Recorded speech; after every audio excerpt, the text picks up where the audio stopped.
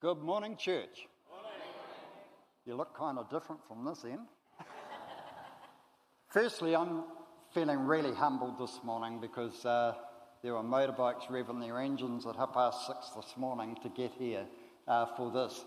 I really appreciate you guys taking the effort because my ministry field, I guess, rather than New Zealand, it stems from Wanganui, Levin, and right through the Wellington area. So we've got representatives of all those places. Okay, just go fix your mic. Keep talking. And there's also an Anglican couple here from Sydney, and I welcome you as friends of ours as well. And Percy spoke about John 3:16. I've spoken to the church before about John 3:16 because there's this awesome cafe. This is going to cost you a cup of coffee, by the way. There's this awesome cafe in Wanganui run by a couple of friends of ours, Clint and Courtney, and they're based in Wanganui. Anyhow, church, let's get on with it. For those that don't know me, my name is Murray. I'm also known as Goldie. I'm proud to be part of the ministry team here at Hutt City Church. My main focus is working as a community chaplain with an emphasis on the biker community. I'm an ambassador and one of the leaders of Celebrate Recovery, and I'm the national president of Broken Chains JC. This morning we're going to talk about dysfunctional families. That's exciting. Who can relate to that? Yeah. And the subject matter, I'm not going to look at Bruce and Roy for this one, but the subject matter is sex, murder, and power and control. Do I have your attention yet? Mikey's smiling, or he was. God uses the unlikely. God always specialises in using the wrong people by human standards. By human standards, most of us wouldn't even get an interview. We like resumes. God looks for heart. We like polish. God looks for availability. We like the impressive, but God says, I'll take the one that nobody else notices. Which is going to bring me into the life of David, the forgotten one. Everyone here knows that the story about David and Goliath. We all know that he went on to become the king of Israel. But I'm going to open his closet and rattle a few skeletons. In 1 Samuel, we'll find that Samuel turns up to Jesse's house to anoint the next king of Israel. Jesse lines up all his sons, but there are only 7 there. He lines up the tall ones, the strong ones, the look good in armour ones. Samuel thinks, surely this is the one, but God says, yeah, nah. And again, it was nope. And again, it was still no. Finally, Samuel asks the awkward question, are these all the sons that you have? Jesse replies, well, there is one more, but you won't want him. He's out tending our sheep. In other words, he doesn't matter, but that's when God speaks. In 1 Samuel 16:7, man looks for the outward appearance, but the Lord looks for the heart. You see, David wasn't invited to this meeting, but he was already invited by God. Fast forward to Goliath. Everyone sees a giant and thinks he's too big to fight, but David sees a giant and thinks he's too big to miss. David didn't say, look how strong I am. He said, the battle is the Lord's. God can use anyone, church. Before we go anywhere today, I want to settle something right up front. If God only used perfect people, heaven would be very quiet. Churches would be empty. And I definitely wouldn't be standing here today. God's pattern is simple. He calls broken people for a huge purpose. The Bible is the largest selling non-fiction book of all time. Trust me, it's a good read. When you read the scriptures, one thing is very clear. God has never intended people to get it all together before he uses them. I want to have a look at a few examples. We can look at Moses. He had a temper. He killed a man. Then he tried to avoid God's call. That's found in Exodus 4:10. We can look at Rahab. She was a prostitute with a huge reputation, yet she ends up in the genealogy of Jesus. God didn't cancel her past, but he redeemed it. That's found in Matthew 1:5.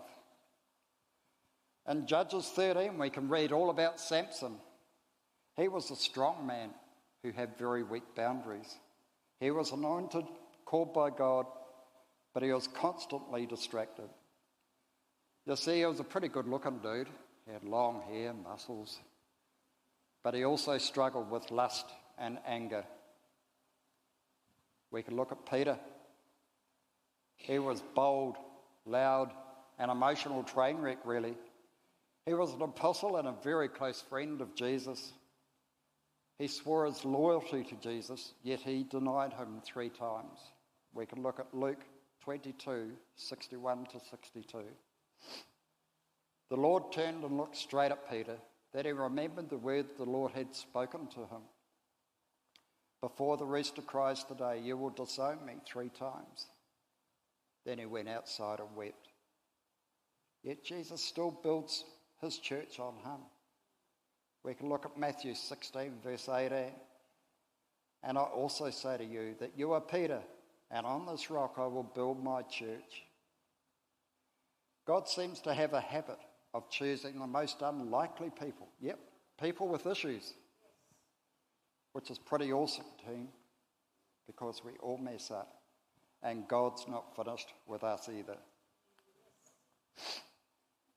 I'm going to deep dive into the life of David, and I encourage you to read the book of Samuel.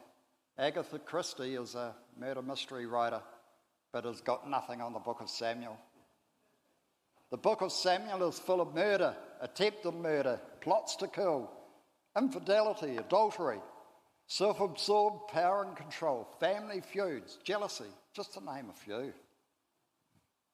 David was the forgotten son, tending his sheep, yet he was to be anointed the next king of Israel. But it wasn't going to be a straight and easy road for him. King Saul was disobedient to God, and he was messing up.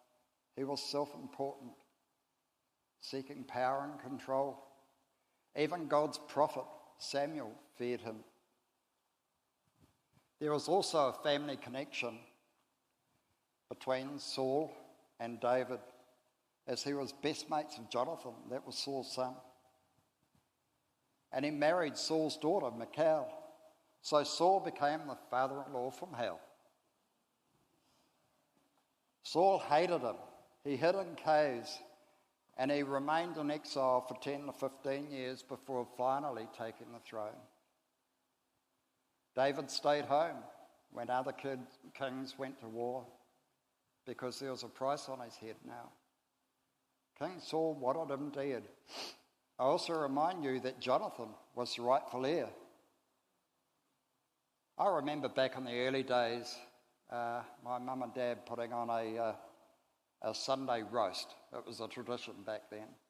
And it would be cooking while we all went to church. And we'll come back and we'll bring friends home from Sunday school or whatever. So a family meal, originally from 8 to 9 people, suddenly became about 13 or 14. I don't know how mum did it, but she did. And we used to sit around having a feast on a Sunday lunchtime. Can you imagine that family meal with this lot? Sitting around having a feast, they'll be killing each other. I can't imagine that what a family. In 2 Samuel 11, verse 2 to 4, we talk about Bathsheba. Now, Bathsheba was sunning herself one day on the balcony. Now, back then, it was before bikinis were invented. But she was sunning herself, the scripture says, on the balcony. David sees her as he's walking by, He sees her in the distance, and then as he gets closer, he decides that he wants her. Eventually, he takes her. David commits adultery with Bathsheba. Then he arranges Uriah's death to cover his own failure.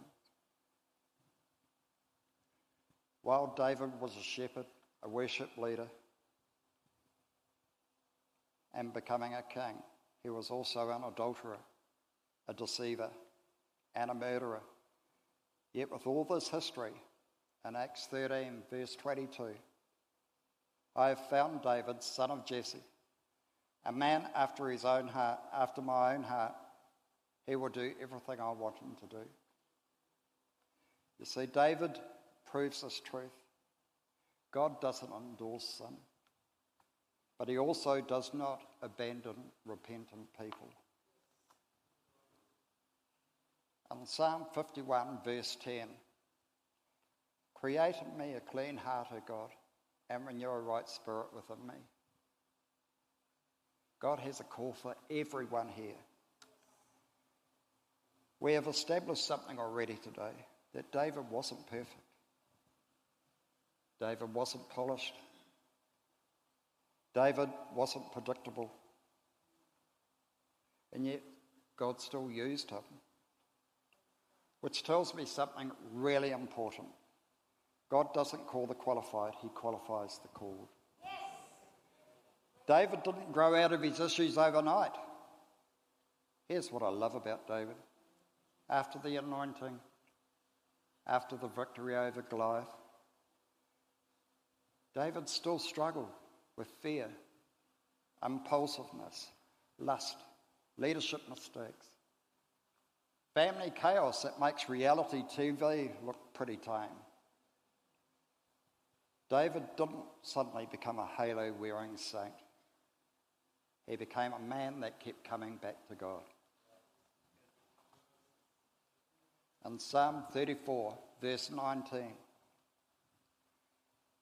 the righteous person may have many troubles, but the Lord delivers him from them all. Notice it doesn't say avoids trouble. It says delivers him from them all. And that's hope right there. I want to bring this story a little bit closer to home. Church, I can relate to David.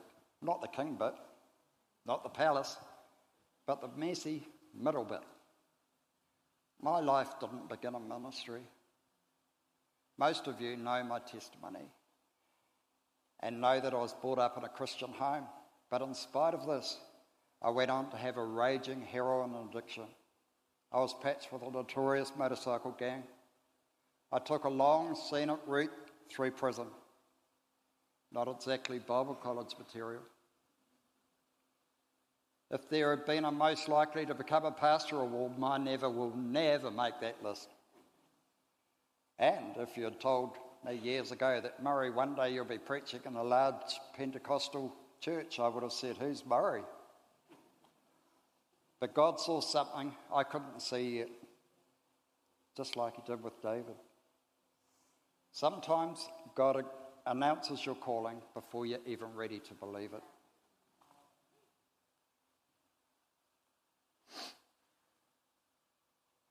You see, God doesn't waste pain. God doesn't erase your past. God redeems it. In Psalm 40, verse 2, he lifted me out of the slimy pit, out of the mud and mire. David wrote that. He was very polite when he wrote that, I've got to say, because I use that same verse in my testimony a lot. My version is God grabbed me by the scruff of the neck and yanked me out of the ditch and said, I'm not finished with you yet, son. Amen.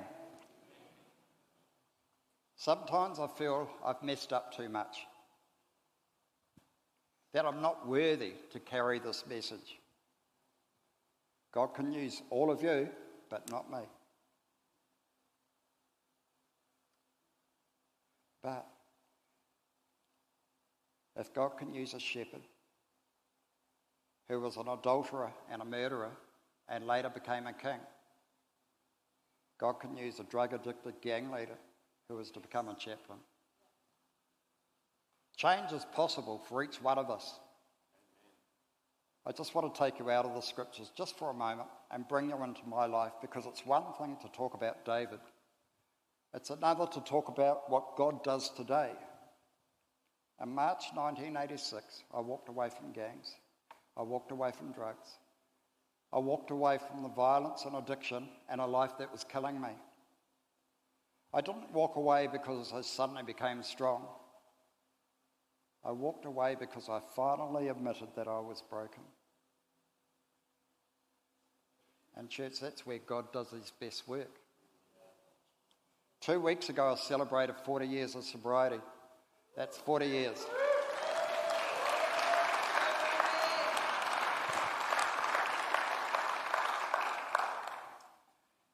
Not because I'm special. Not because I'm disciplined. Not because I got my act together. But because Jesus met me where I was and refused to leave the way that he found me. It hasn't been a plain sailing. Where did that go?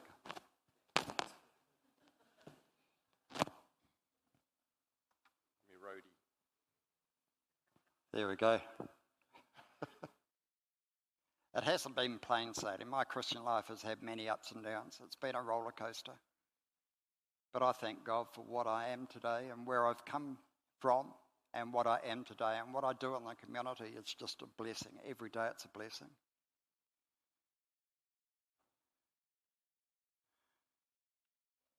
The man on the screen, that's not a movie character. It's not a sermon illustration. That was me. I was angry, lost, addicted, dangerous to myself and to everyone around me. If you had told me then that one day I'll be standing in a church preaching the gospel, loving Jesus and serving people, I would have laughed you out of the room. God doesn't consult our past before he calls our future. Like I said, it's been a roller coaster journey, and there's been many ups and downs. But I'm here. My main focus is that I'm here because I love Jesus.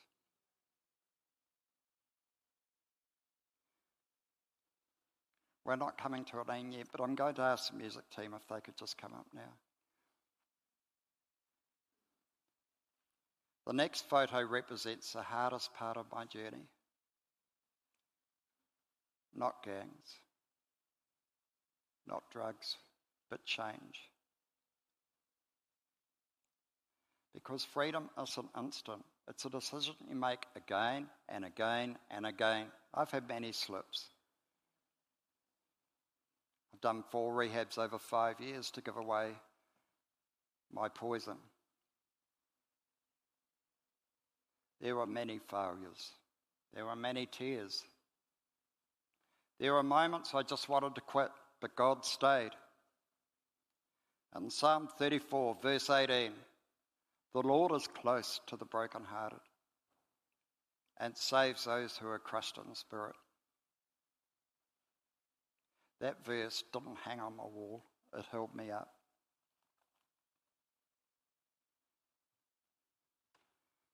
This next photo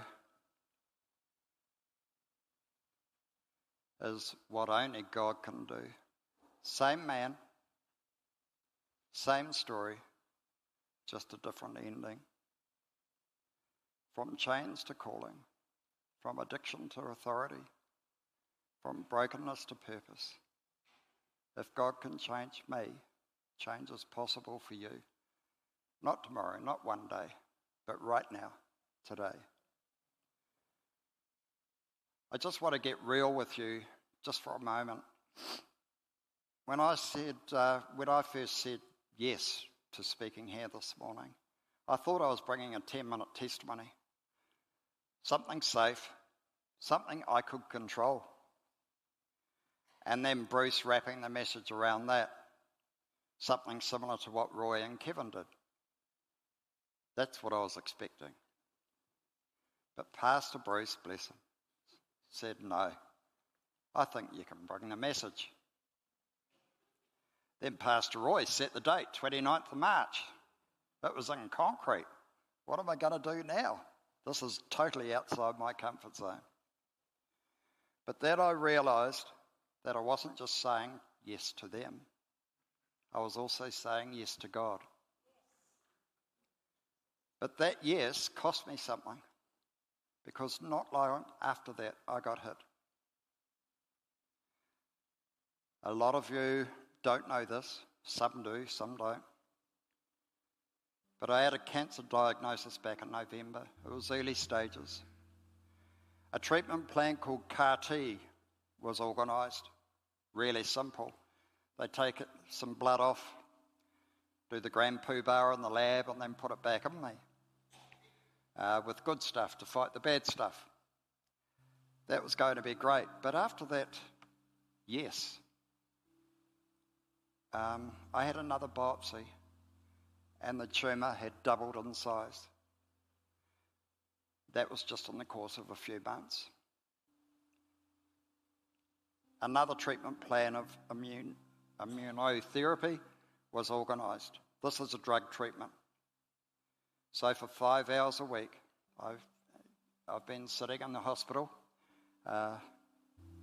taking this drug, which is fighting the bad stuff. I've been told that it's a drug that's more powerful than chemo with less side effects, but I beg to differ. I've been pretty ill over the last few months. But you see, this is where Satan is doing his damage. The president, the international president of Broken Chains is Jeff Schultz, who's based in South Carolina, who's just had 2 surgeries, radiotherapy, for cancer on his throat. See, Satan's taking our voice. My cancer is in the esophagus. Again, it's throat-based. So prayer for the Broken Chains movement internationally. There's 5,000 of us. The president of the South African branch of Broken Chains had an accident a couple of weeks ago and lost his leg, so he can't ride his motorbike, and we're a motorcycle ministry, so Satan is coming out to attack. So prayer. By the way, my last treatment was last Thursday, so now I'll wait for the test to come back and the next biopsy, and I'm praying for total healing. But you see, I didn't handle this at all well. I got angry, I got frustrated. I became someone that Carla didn't even recognise, and that broke me. I'm 40 years clean, yet I'm reaching for the old crutch of tobacco. Crazy to cope. Realising something, that when you step out into what God is calling you to, you don't need courage. You need covering. Pastor Paul a few weeks ago talked about God's armour, and we need to put that on every single day, because Satan is waiting for our guard to drop, and he doesn't fight fair. Satan attacks your mind, your peace, your identity, your home. Cancer hasn't cancelled the call. Nicotine doesn't own my future. But today I'm still here. Not because I'm strong, but because God is faithful. I'm going to open this place for prayer very shortly. I'm going to be standing before the cross myself, praying for total healing of my health, relationships, addictions, and for God's covering in everything that I do and the people in the community that I work with. I know there are people in this room right now who feel stuck. You love God, but something still has a hold on you. Maybe it's an addiction, a habit, a secret, a hurt that you've never dealt with, unresolved grief. illnesses. The enemy has been whispering lies and you're believing them.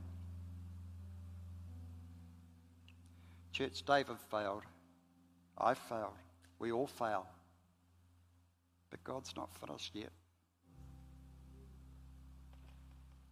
Stepping forward for prayer isn't shame. There's power in prayer. This place is a place for change. Church, if you're tired of carrying the load, if you're ready to let go, let God. If you need freedom, healing, forgiveness, a fresh start, or just need change, I invite you to come to this place of reconciliation, of restoration. And one of our team will pray for you. Change is just a prayer away.